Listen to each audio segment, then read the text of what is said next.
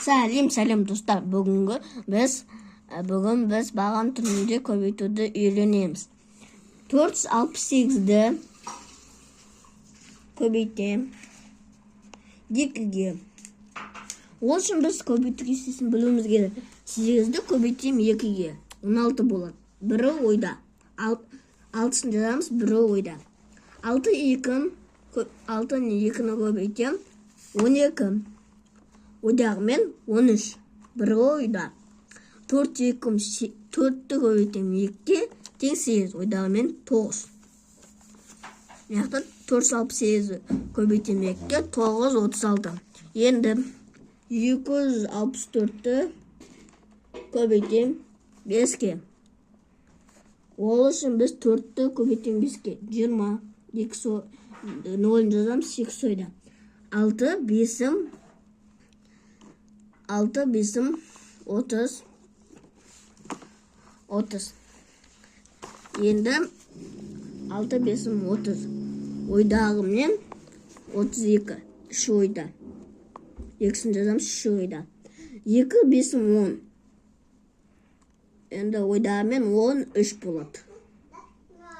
Сонда неқта 264-ті көбейтем 5-ге болады 1320.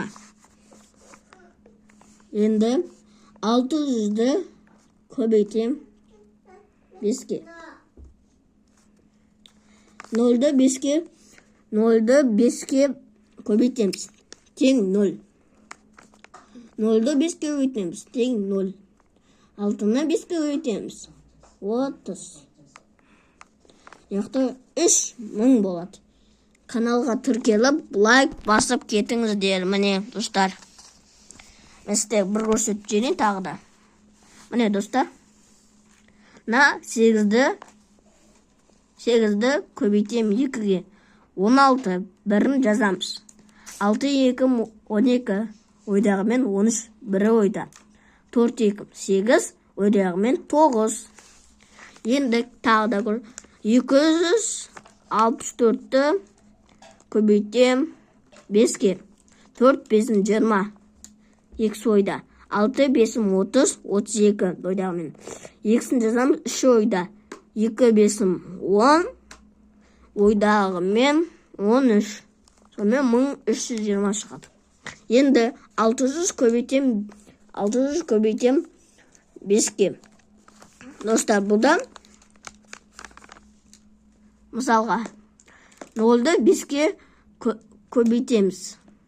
5-ке бойлап қалмаңызда 0 боласын. 0-ды көбейтем 5-ге 0. Алдына өстем 5-ге 30. Енді 30-ын жазамыз, неқта 3000 болады.